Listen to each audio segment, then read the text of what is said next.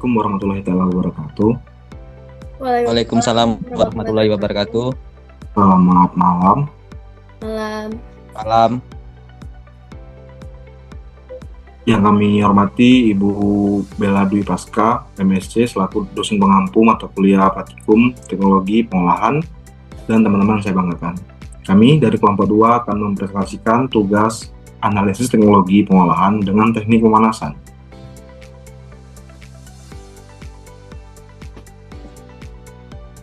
Yang beranggotakan karena RC Agian dengan NIM ujung 07, Rahmat Septiadi dengan ujung 13, dan Niolong dengan NIM ujung 27, dan Gina Salsabila dengan NIM ujung 33.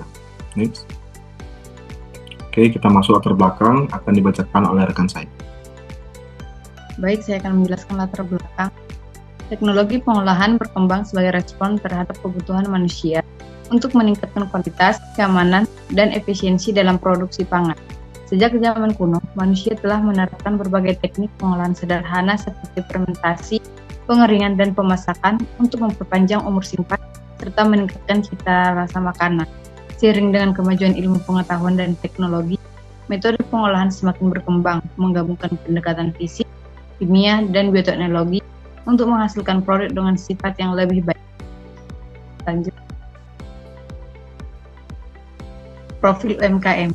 Donat ATR, Perumahan Rafael Blok B3 Pondok Meja berdiri dari tahun 2015. Jenis usaha yaitu penjual makanan olahan berbasis tepung.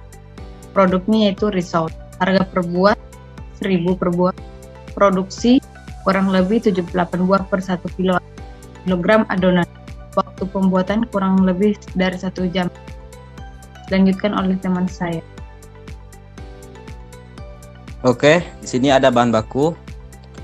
Produk ini dibuat menggunakan bahan baku utama berupa tepung terigu dan garam untuk bagian kulit.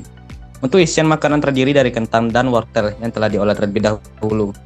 Kentang biasanya direbus atau dikukus dan dihaluskan, sementara wortel diparut atau dipotong kecil-kecil untuk dicampurkan ke dalam adonan isian.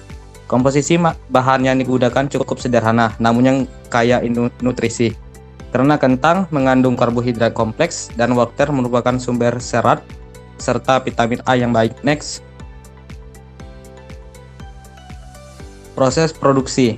Proses produksi dimulai dengan pembuatan adonan kulit menggunakan tepung terigu dan garam, yang kemudian diulenin hingga kalis. Selanjutnya, isian dari kentang dan wortel yang telah dimasak dicampurkan dan dibentuk. Adonan kemudian diisi dan dibentuk sesuai ukuran yang diinginkan. Produk ini umum digoreng hingga matang, namun dalam beberapa kasus dapat disimpan terlebih dahulu untuk digoreng nanti. Total waktu pembuatan untuk sekitar 78 buah dari 1 kg adonan berkisar sekitar 1 jam. Next. Keamanan pangan dan higienis. Proses produksi masih dilakukan secara manual, sehingga penting menjaga kebersihan alat, tangan, dan lingkungan kerja. Suhu penggorengan yang cukup tinggi membentuk membunuh mikroorganisme. Produk dikemas menggunakan styrofoam. Namun karena tidak kedap udara, sebaiknya dilengkapi penutup tambahan untuk mengkontaminasi. Penyimpanan di kulkas membantu menjaga mutu dan keamanan produk lebih lama. Materi selanjutnya akan dibaca Gina. Baik, selanjutnya teknologi pengolahan. Teknik utama dalam pengolahan risol ini adalah deep frying, yaitu menggoreng dengan minyak panas antara 160 sampai 180 derajat Celcius. Tidak digunakan teknik fermentasi maupun pengaring. Untuk mempertahankan daya simpan, produk disimpan dalam kulkas yang bisa bertahan hingga 3 hari, sementara di suhu ruang hanya 1 hari.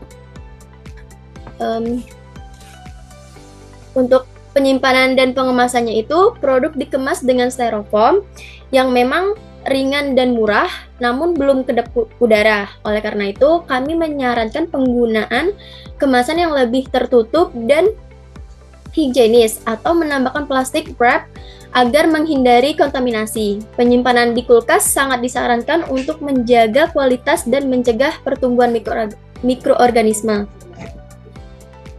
Untuk dokumentasi pembuatannya itu, berikut ini adalah dokumentasi proses pembuatan risol, mulai dari pembuatan adonan, pemberian isian, hingga proses penggorengan. Dokumentasi ini kami ambil langsung dari tempat produksi UMKM yang kami observasi. Selanjutnya saya kembalikan ke moderator.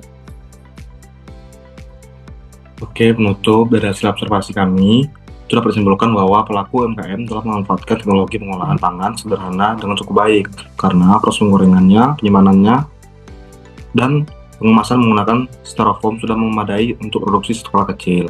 Namun masih terdapat potensi perbaikan, terutama dalam aspek higienitas dan efisiensi pengemasan. Rekomendasi seperti penggunaan alat pelindung diri, kemasan tertutup rapat, serta pelabelan produk diharapkan dapat membantu meningkatkan kualitas dan daya saing usaha. Kegiatan ini memberikan wawasan praktis tentang bagaimana teknologi pangan diterapkan secara nyata di lapangan, khususnya dalam konteks usaha kecil. Next.